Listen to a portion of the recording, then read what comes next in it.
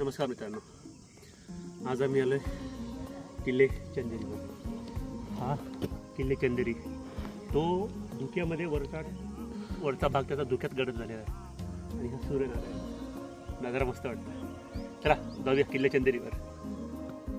सकाळी 5:30ला हा ट्रेक सुरू झाला आणि 1 तासाच्या ट्रेकनंतर आम्ही ह्या गुहेत पोहोचलो.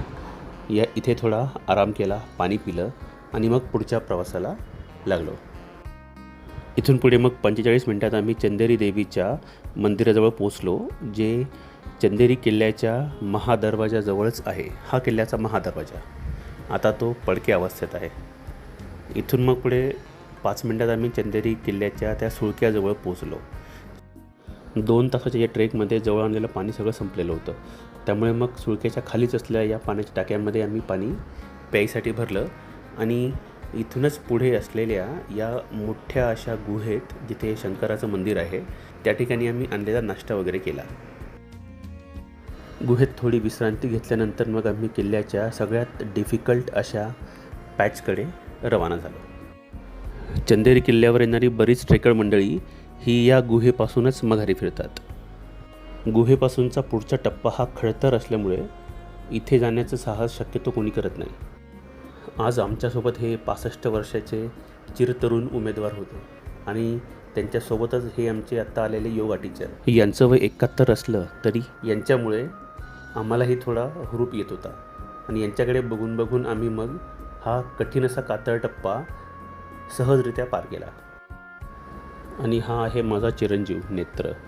याचे सह्याद्रीतले जवळपास सगळे कठीण किल्ले यानेही सहजरित्या पार केलेले आहेत. आता आपण आलो आहे किल्ले चंदेरीच्या सगळ्यात कठीण अशा रॉक पॅचकडे. मुंबईवरून आलेला अजून एक ग्रुप या रॉक पॅचपासून माघारी जात होता, पण आमच्यासारख्या चिरतरुण उमेदवारांना चढताना पाहून तेही मग आमच्या मागे मागे किल्ल्याच्या टोकापर्यंत आले. सगळ्यात कठीण समजला जाणारा हा रॉक पॅच आमच्या या तरुण उमेदवारांनी लीलया पार केला आणि हा पार करताना त्यांचा कॉन्फिडन्स तुम्ही बघू शकता. किती सहजरित्या ते हा कठीण असलेला रॉक पॅच चढत आहेत. किल्ल्याचा हा तो टप्पा आहे ज्या ठिकाणी टेक्निकल इक्विपमेंटची गरज लागते. पण या ठिकाणी टेक्निकल इक्विपमेंट नसतानाही आमच्या या तरुणांनी आणि माझ्या या चिरंजीवांनी हा रॉक पॅच व्यवस्थितरित्या पार केला.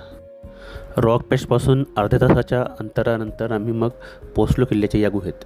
इथून दिसणारा हा सुळक्यांचा नजारा काही औरच होता. आणि आता आपण ही पाहतोय ती किल्ल्याच्या शेवटच्या टप्प्याची चढण. ही बऱ्यापैकी सोपी होती आणि मग लगेच आम्ही किल्ल्याच्या माथ्यावर पोचलो. शेवटी आपण चंदेरी किल्ल्यावर पोहोचलोच आणि ती बघा त्या टोकाला छत्रपती शिवाजी महाराजांची मूर्ती. जाऊया. जिथे माणसांना या किल्ल्यावर यायला धाप लागते, अंगात धडकी भरते, तिथे बदलापूरच्या अजिंक्य हायकर्स या ग्रुपने या किल्ल्याच्या माथ्यावर छत्रपती शिवाजी महाराजांची एक छान मूर्ती अशी बसवलेली आहे.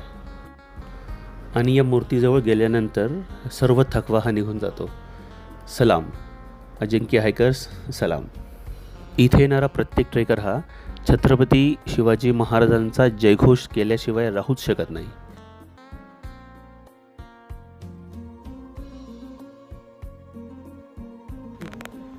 नमस्कार मित्रांनो, आज आमची ही यंगस्टर्सची गँग शेवटी चंदेरीच्या छत्रपती शिवाजी महाराजांच्या पुतळ्याजवळ आम्ही पोहोचलो. रस्ता चुकलो, 1 तास वाया गेला, पण शेवटी ट्रेकला मजा आली. सगळ्यांनी एकमेकांना सपोर्ट दिला. छत्रपती शिवाजी महाराज की जय.